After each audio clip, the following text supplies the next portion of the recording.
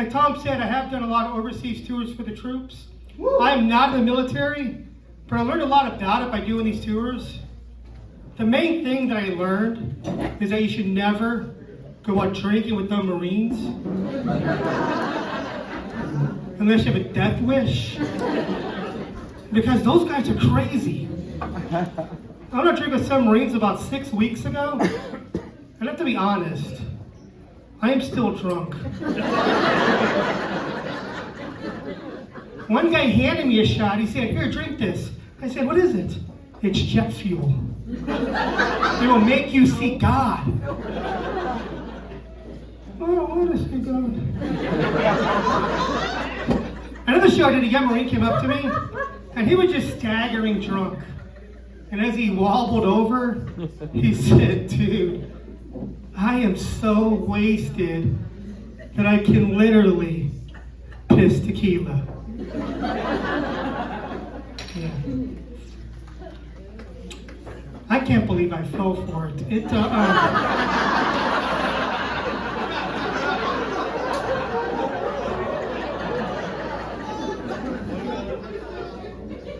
It tasted nothing like tequila.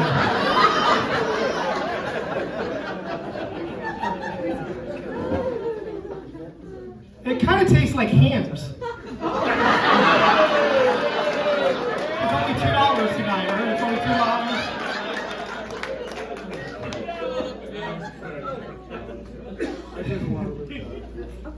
When I go overseas, I fly commercial, and they have this rule on airplanes. I'm sure most of you know it by now, but there are people who still don't know. But they limit the amount of liquid you're allowed to bring on board. You guys know that, right? But there are people who don't know.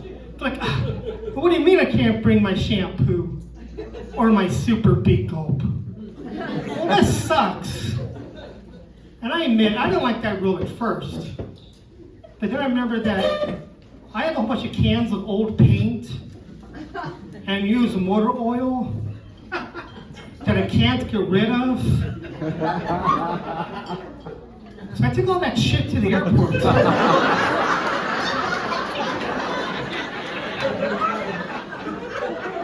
What do you mean I can't bring my hazardous waste on board? Oh, well, then it's sweet.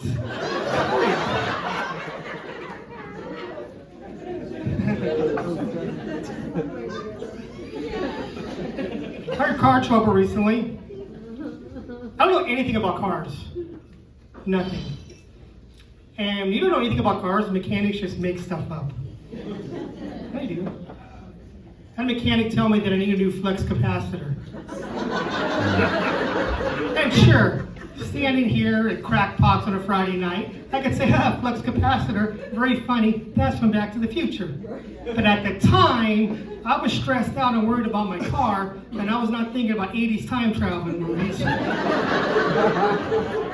Because all I could think of was, oh, flux capacitor, yeah, I've heard of that. That sounds expensive. And the guy goes, no, the part itself is not expensive. The hard part is finding a flux capacitor for your car. Oh, you can call every auto parts store in town and ask them if they have one, but they'll probably just laugh at you. No. We're going to special order from Libya. And that's when I knew the guy was messing with me. Because I don't know anything about cars, but I know women. And I know that the labia is part of the female anatomy.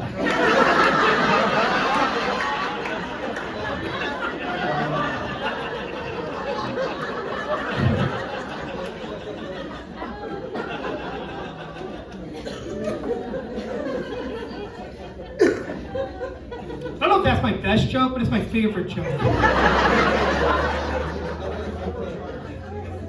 It's my favorite for a few reasons. One, there are guys in the audience who are like, yeah, that sounds right.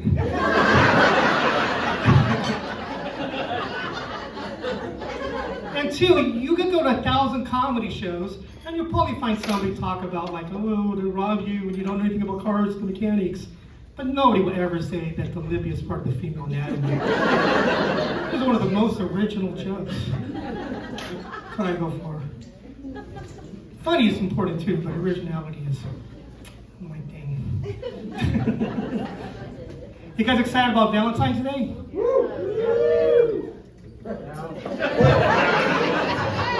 Three of you.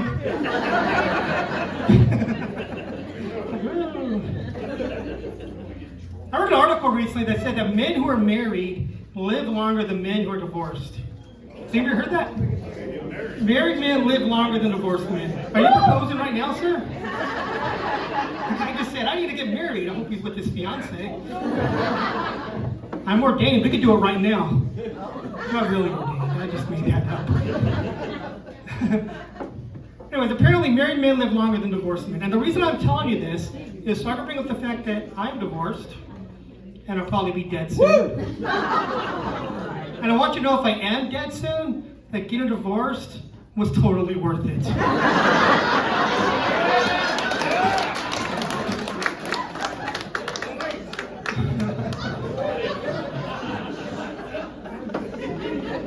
I knew my marriage was ending our last Christmas together. Our last Christmas, because my wife gave me love coupons. Do you know what love coupons are? Put them on eBay. Put them on eBay? Yeah. Well, if you don't know, let me tell you what they are, and you can see why I can't put them on eBay. The little coupon books that couples give each other when they stop giving a shit. You know, the coupon books. You ever try cashing one of those things in? No. It's impossible. I tried to play the free massage coupon. She said, oh, not now. I don't feel good. I said, but it says offers valid any time. Now is any time. I would like my massage, please.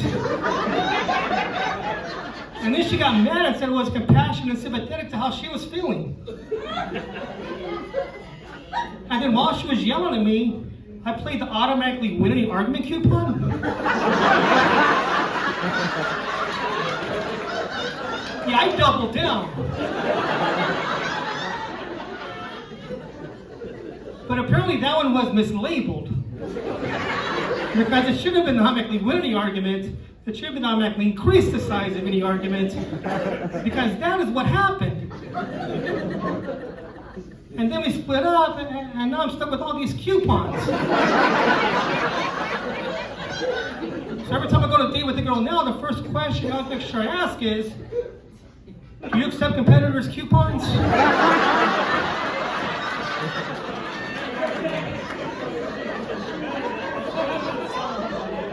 And I don't want to put them on eBay because I have no idea who's going to buy them.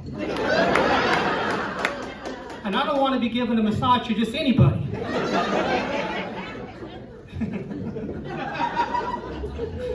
Maybe I do. I'm lonely now. I think it was just early once I got married, because I learned that married women give completely different gifts than girlfriends. They do. And I learned that several years ago after we had just gotten married. Like I said, it was several years ago, we just got married. It was our first Christmas as a married couple.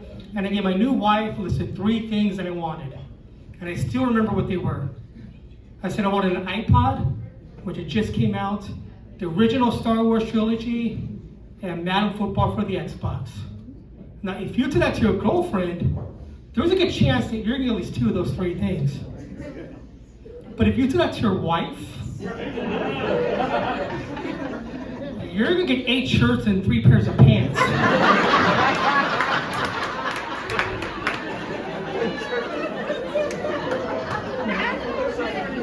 I was like, what the hell is this? This is what I wanted.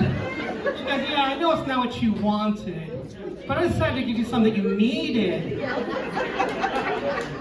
It's like, no, it's Christmas. You could give me what I need next month.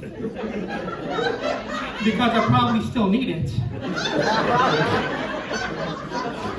And she gave me her list, and her list with nothing but clothes. Yeah. And I was scared to get her clothes.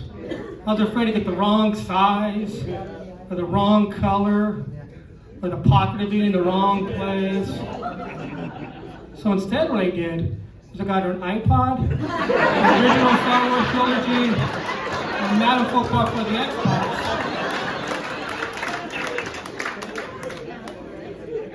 And I said, yeah, I know it's not what you wanted. But you need this.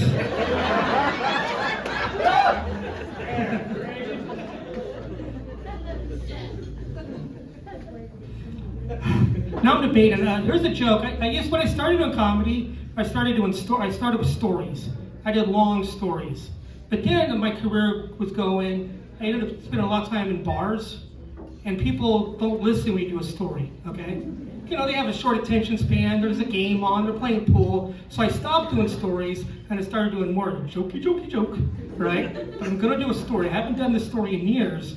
It's kind of long, but I think you guys can handle it. Okay, we'll see. I still remember it. It used to be my best joke. It was my best joke for years. That's what I built it up way too much. I can't do it now. Now here it is. Okay, when you have a relationship end, you find yourself with a lot of free time. Because time that you spend with another person is now time that you spend by yourself. Just doing really stupid things.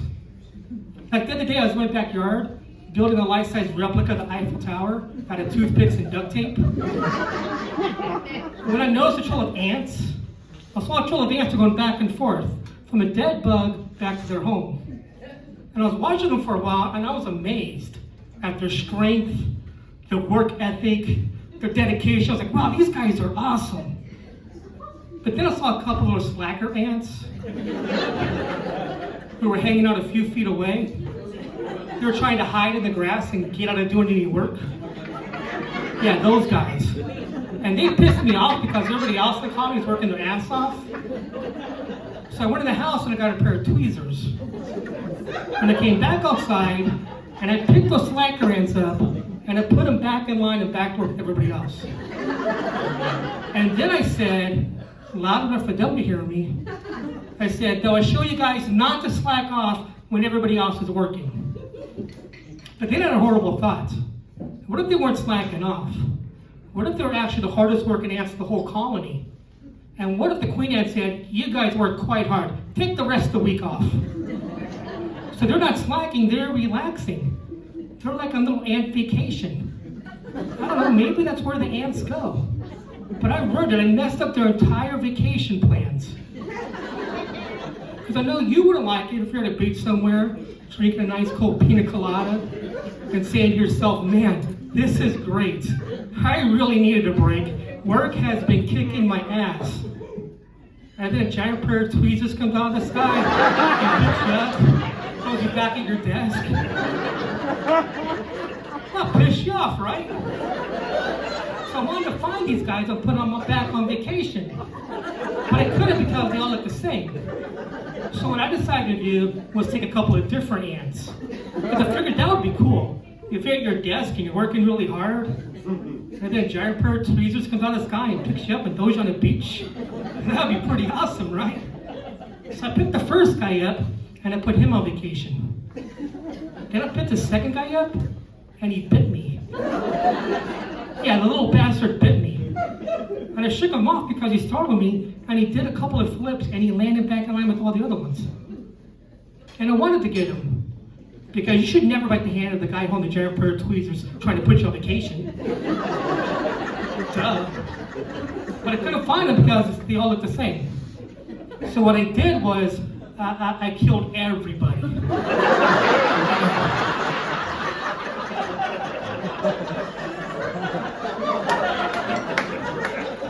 And the moral of the story, there's a moral. The moral of that story is my ex-wife is a whore.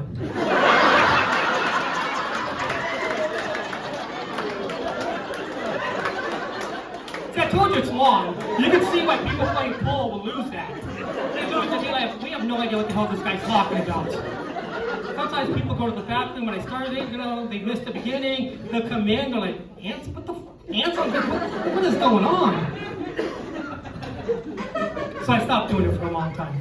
And now I think I'm bringing it back. It's good. Thanks.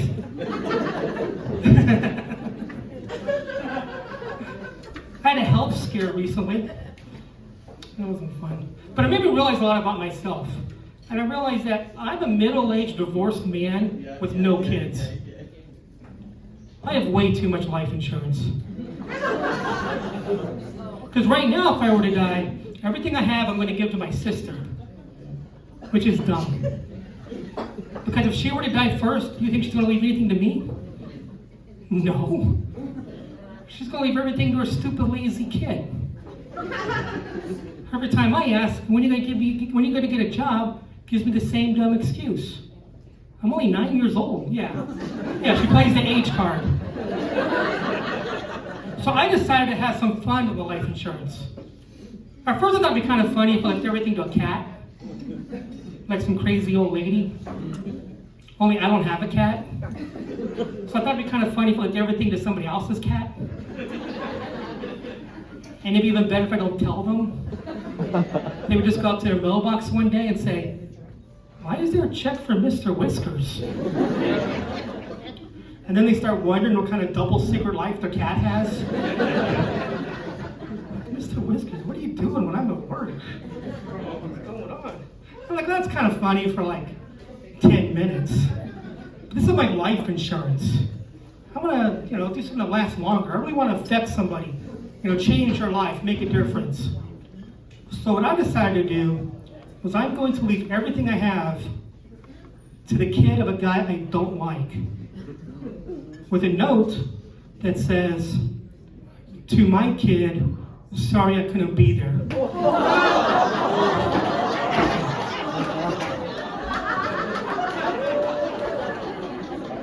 And mine is going to be capitalized, so they know what I mean. "To my kid."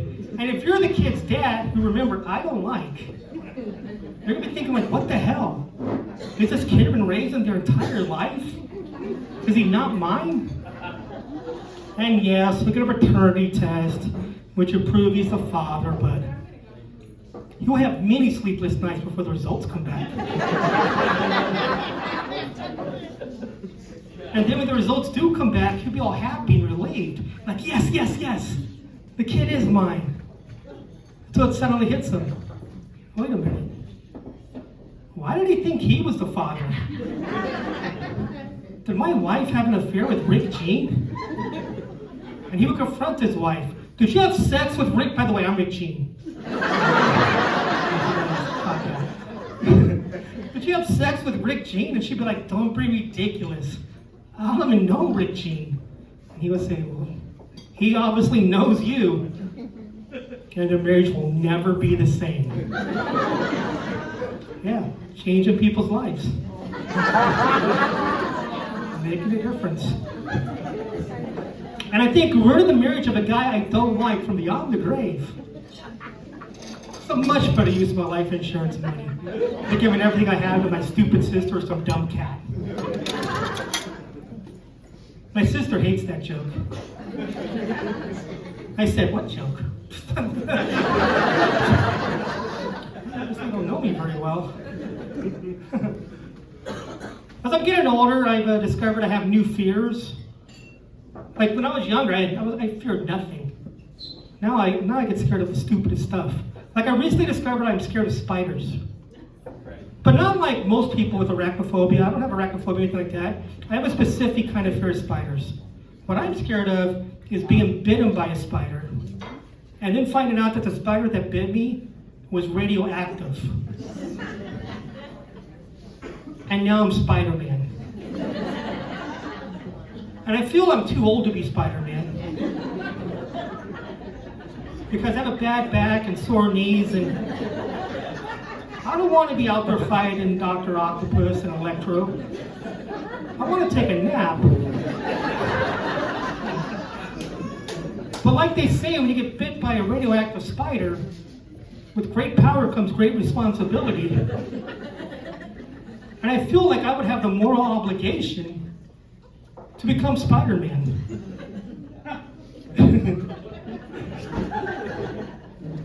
Another fear I have is dying before I get the chance to clear my browser history.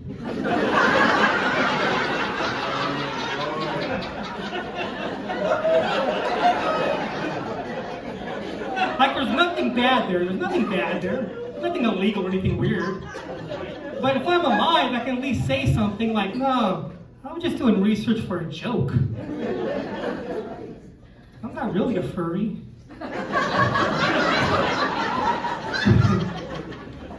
Do you guys know what furries are? It's a furry convention over here, everybody knows. I didn't know.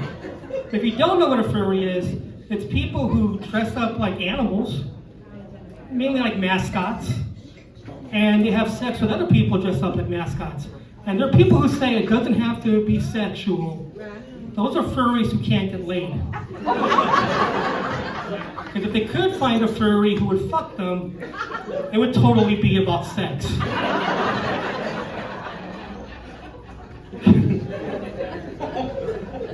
And I was looking at this and I was like, this is weird. This is kind of weird. I'm like, so your thing is you could be like the Philly fanatic and your girlfriend's a San Diego chicken? How would that work? I'm not even sure what a Philly fanatic is. Then I started thinking like, well maybe instead of Philly fanatic, you should be the Pittsburgh Pirate Parrot. Because the Pittsburgh Pirate Parrot would totally fit with the San Diego chicken. And I was looking at this on Wikipedia and going like, wow, this is kind of crazy. But the thing I thought was the weirdest about the furries is not the fact that people do this, I get that. As long as you're an adult, you're consenting, everybody gets along, like, whatever, do what you do you. And you do everybody else. I don't give a fuck. As long as everybody's over 18 and everybody's consents, whatever. But I just don't understand how you can get a partner to go along with it. You know, it'd be one thing if you meet somebody, but I think if you have a very specific fetish, that would be hard. It's kind of like, hey, what about that girl? She looks like a pony. It's like, yeah, but I want a chipmunk. So let's say you try to convince your partner to dress up. How does that go? Like, babe, you know I love you, and I think you're gorgeous, and you're beautiful, and you're so sexy. But you know what would make you even more sexy? If you had a giant bushy tail. And giant buck teeth. And fur all over your body. Basically, if you looked completely different than you look now, you would be so much more better, so much better looking. How do you say that to somebody? I could never say that to somebody, which is why I'm not a furry. There's a lot I don't know, and to prove it, to prove how stupid I am and how much I don't know. It took me 9 years to get to community college. For those who don't know, that's a 2-year college. For most people. I was a student for so long that one of my instructors was an old friend from high school. Hey Mark, are you going to the reunion? Are you there? I finally did graduate. I have a degree in history, which is dumb. I wanted a degree in English, because I figured that'd be easy. I already know the language. It's half the battle. But English degrees require a lot of reading. That's not fun. I did recently read an article that lists the greatest books in American literature. Somebody want to guess what number 1 was? The Kill Book, a great book, not number 1. Anybody else have any other guesses? Huh? Mary Shelley. Mary Shelley? She's not a book. Nor is she American. Deep Inside Nina. Big guess. Okay, you guys are doing good. No one's probably going to get this. We could be here all night. The Bible. The Bible is not an American book. I know America founded 7th. Huh? Walden, My Life in the Woods by Henry David Thoreau. No. Terrible book. If you don't know this book, this guy, Henry David Thoreau, he wrote a book about getting away from all of life's modern conveniences and going to live in a cabin in the woods. He wrote this in the 1840s. Wasn't everybody in the 1840s living in a cabin in the woods? What kind of modern conveniences was this guy giving up? His mom, yeah. And the cabin, this is true, you can back me up, the cabin was in the backyard of his best friend's house. They would come over, drink whiskey, play poker, smoke some cigars, and it was only a mile away from the town. A mile. You know how short a mile is? I had to park further away just to come here tonight. And he's roughing it in the woods in the 1840s. Let's be honest, these improv classes are paying off. I'm not expecting to talk about Walden tonight. That's not where I was going. I was going to talk about Moby Dick.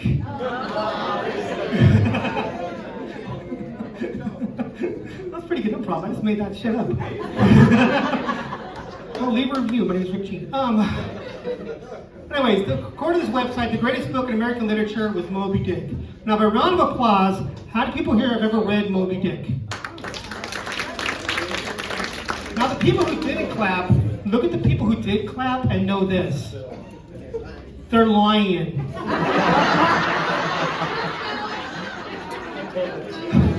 Nobody has ever read that book. It is horrible.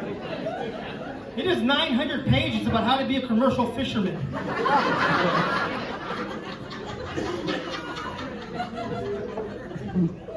The damn well, you know, the one the book is named after, doesn't show up at the very end.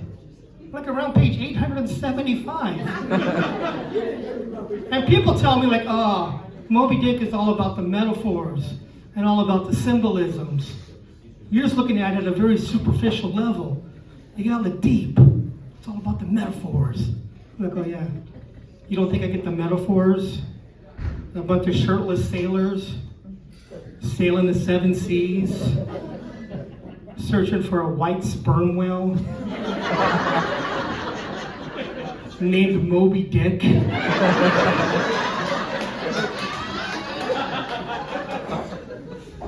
think the metaphors are pretty obvious. Moby Dick is 19th century gay pornography.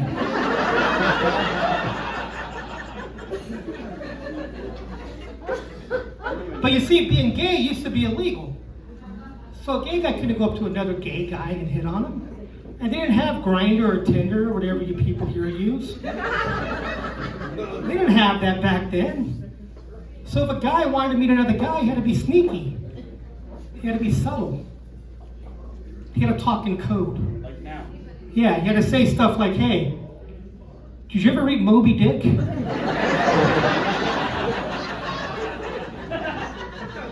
And if the guy said, read it, I loved it. And that would be the same as swiping right. That would be pretty much.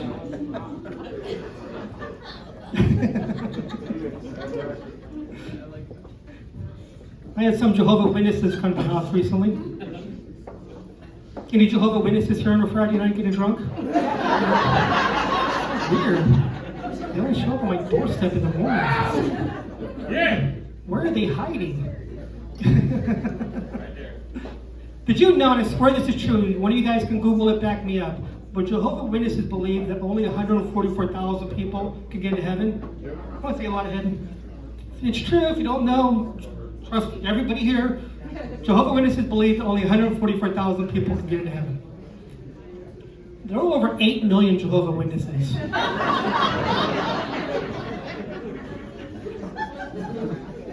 Man, a lot of them are going to be pissed.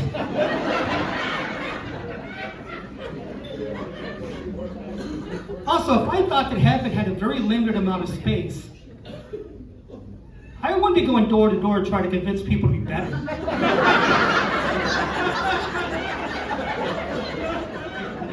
Because I don't want that competition. I'll be trying to convince everybody to be worse. I'll be saying stuff like, hey, you know the Bible says thou shalt not steal? Just means thou shalt not steal from thy neighbor. You could totally steal from Walmart. Go to an online Bible, hit Control F, type in Walmart, nothing. I just know I would be pissed if I did everything I thought as a good Jehovah's Witness, never celebrated any birthdays or any holidays, because I knew I'd be getting all that up into heaven. And then I die, and I get up to heaven, and there's a flashing no vacancy sign.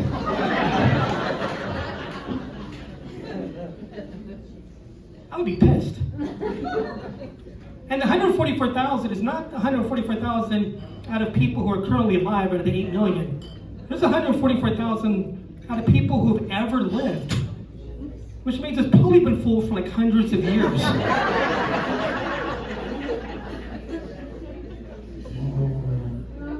So anyways, yeah, I converted to Jehovah's Witnesses. That's